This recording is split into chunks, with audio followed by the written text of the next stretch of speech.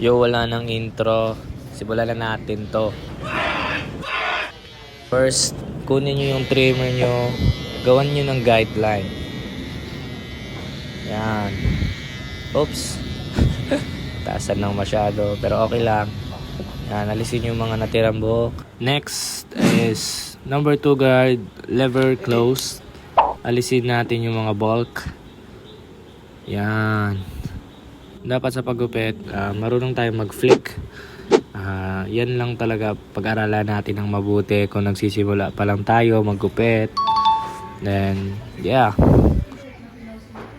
Malinis dapat si client para di siya maging uncomfy. Next is half guard, lever close. Puro ako dito siguro lever close kasi sa pagsisikwat pa lang or pag-flick, madali na siyang ma-fade.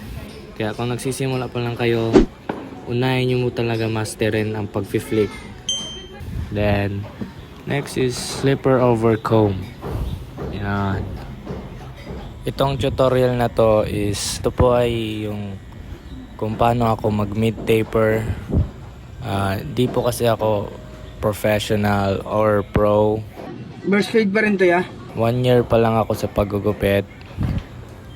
Kayo na bahala sa pag-judge sa paggupit ko. Kung may mga barbers man nanonood dyan, leave a comment. Nag-aaral pa kasi ako eh.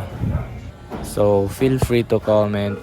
Then, yeah. Dito pala sa last steps sa pag-taper sa nape is no guard. Paglaruin nyo lang yung mga lever sa pag-alis ng guideline.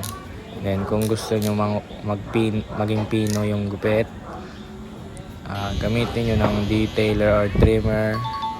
Then, shaver nyo para sobrang crispy pag tingnan. Or yung tinatawag nilang blurry. So, yun. Sarap. Next, dito tayo sa side, the right side. First, lagyan nyo rin ng guideline using your trimmer or detailer.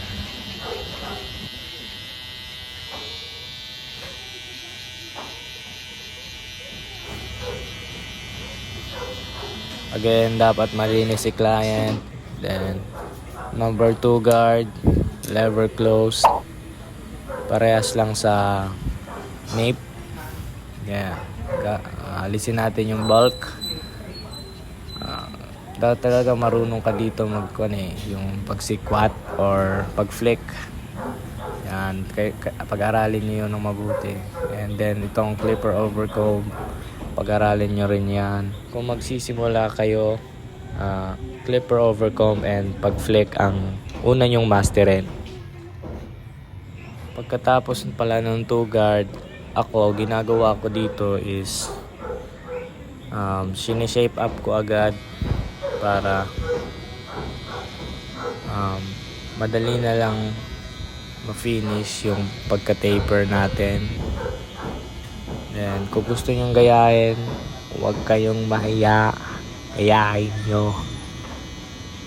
And, yeah. Ayan, pagkatapos sa likod, next is yung C-cups.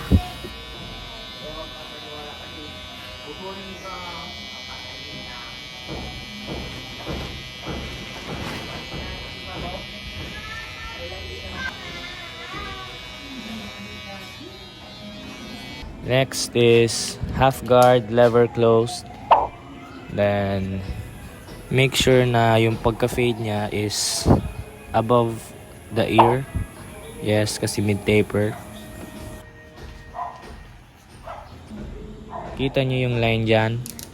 Aalisin natin yan with our clipper, no guard, by playing with the lever, open and close.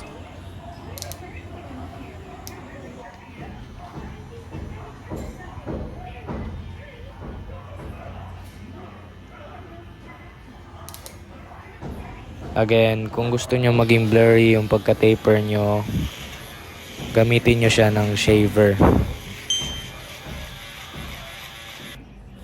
Ngayon, gagamitin natin ng razor yung mga ginawa nating shape para mas magmukhang bagong gupit talaga si kuya. Bali, ganito pala ako maggamit ng razor. Alam ko parang mali, pero again, nag-aaral pa rin ako.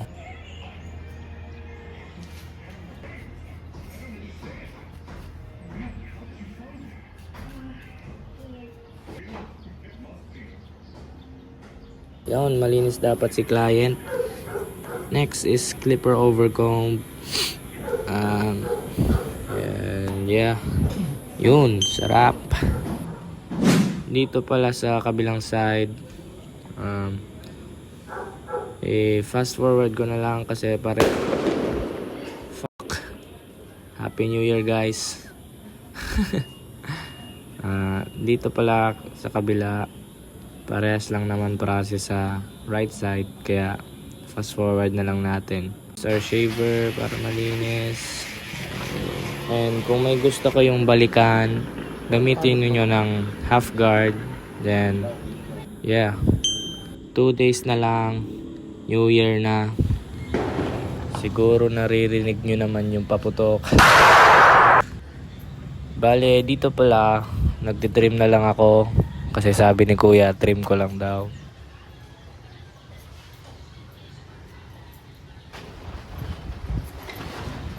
Ganito pala ako mag-trim. Kasi sa mga nakikita ko sa mga naggugupit dito sa amin, sa mga local barbershops, ganito nakikita ko eh. Yeah. And as you can see, di pa ako masyado gaano marunong mag-trim. Pero ayos lang. Again, 1 year pa lang ako nagugupit, nag-aaral pa lang. Yeah. Yan, dapat malinis si client. Balik-balikan nyo kung may mga buhok pa. Before, and ito yung after. Yan, let me know guys kung goods ba yung after or na. Walang background music kaya medyo awkward. Madali kasi makopyright. Nice.